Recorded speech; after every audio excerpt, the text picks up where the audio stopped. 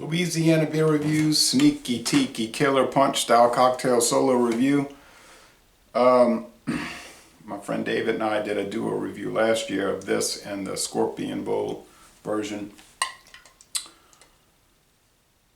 He gave me the last two cans he had. I said, "You gonna drink them? I mean, what are you gonna do with them?" I just kept seeing them in the fridge. He said, "You could take it. I'm not gonna drink it." So thank you, David. It says flavored beer. There's your disclosure. Flavored beer, 9.9% alcohol. And then they give a description. Malt beverage with natural flavors and contains FD&C red number 40 and FD&C yellow number 5. Two common certified colors. And someone asked me on comments a while back, he said, "What does that mean, certified colors?" I said, well, it means that those are food coloring certified by the United States government to be safe for human consumption in food or beverages, okay? There's a number of them, blue, a yellow, a red. Okay, so it says pineapple, coconut, and a hint of nutmeg. Contains alcohol, 473 milliliters. Rockwall Brewing Company, Rochester, New York. SneakyTikiCo.com. I tried to look it up and nothing came up, so they might have shut down the website. They may have discontinued this, but Rochester, New York, that's Genesee Brewing. But that company does a lot of brewing, and they have a lot of brands sold under alias names. They won't use the Genesee name. They'll use Rockwall, Rockdale, and so on, just to try to maybe not associate themselves with it.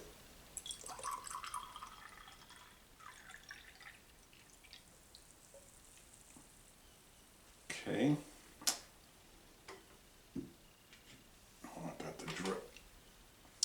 Well, with a lot of these flavored beers, you're not going to get much head of foam, if any. And with this, you're not getting any. It zipped right away, fizz right away. It's clear and orange. Yellow and red makes orange, right? So there you go. Similar to the can. Same shade as the can. I guess they worked on that until they got to match the can. All right, it's naturally flavored, so it's beer, probably more corn syrup than barley malt. It's going to have some hop extract more than likely instead of hop cones, yeast, but natural flavor, so it's going to have to come from pineapple, pineapple, coconut, and nutmeg. Well, those are the three flavors I would like, so especially the coconut and nutmeg.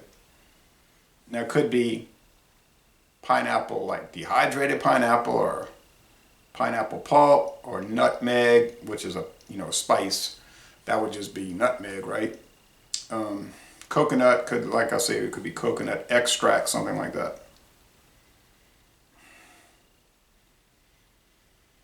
Smells, what does it smell like? Almost spicy in the nose. Well, it could be coming from the nutmeg. Spicy, slightly fruity, but almost like cayenne pepper spice. It's strange. Let's go with the taste.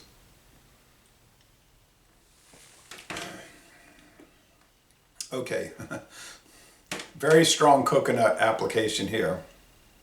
A lot of pineapple, a lot of coconut. I didn't write a written review on Untapped last year. I don't know why I didn't get around to it, or we only had one can to try. I don't think I did a review of the Scorpion Bowl either. I only like to do a written review when I have the beer set next to me and I can sip on it as I write the review. I don't like to go from 2 days ago I reviewed it. Let me try to go from memory. I think you start to lose accuracy there. I could play the video back and listen to what I said. Be like from notes, but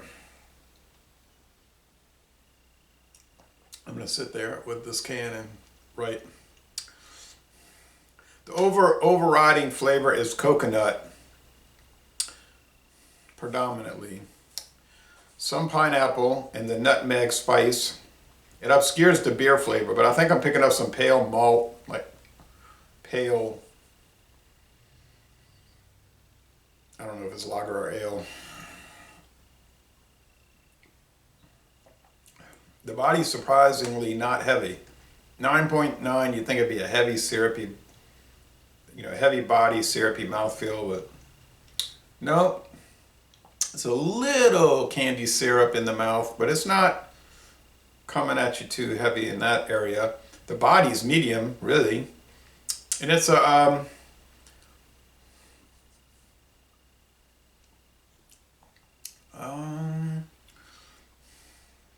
I would say a midway sweet to dry finish, but maybe it's coming in with some of that high fructose corn syrup drying strangeness. It even gives it a taste almost with these products. I could be wrong though, but it does appear to perhaps have that.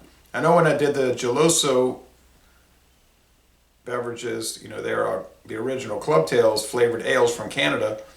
Those are so sugary sweet, and they use pure cane sugar. They don't mess around with corn syrup, which is a sugar substitute, very common one. It's technically as sweet as sugar, but it just doesn't, on a sweetness scale, but it doesn't have the same feeling, mouthfeel, or really, really good flavor. So, but anyway, the best coconut one I've had so far is probably the Rita's Coconut Arita. Coconut Rita. However they space it out. It had a really nice flavor, 8%. I only saw it a couple of times in the can, the 12-ounce bottles, and then it was gone because it was really only a limited time. So it was here and then gone, and if you get the variety packs, it's not in there anymore, I don't think. But they rotate them in and out. If you want to try some interesting flavor beers, check out the Ritas, and their variety packs, I think, offer 4 different flavors. 3 times 4 is 12. I think it's 3 bottles each, 4 flavors. I'm pretty sure that's how they work it. I would rather if they did 2 times 6 different flavors, but I don't know. I guess some companies do that. You can feel the alcohol a little bit kicking in, yeah. First beer of the day, mid-morning here, close to 11 a.m. I'm really surprised by the relatively light body compared to what I thought it was going to be. There's probably some, I guess there's some age on this thing. I'm not going to try to figure out the Genesee thing. It's not going to matter much anyway because you got it in a can, which is going to help, well, totally help keep light damage from occurring. And at 9.9, it's going to hold together pretty well, even with age. I mean, get that strong, it'll keep it together. 9% or above, I think you'd be all right. Get below 9, things start to become highly questionable.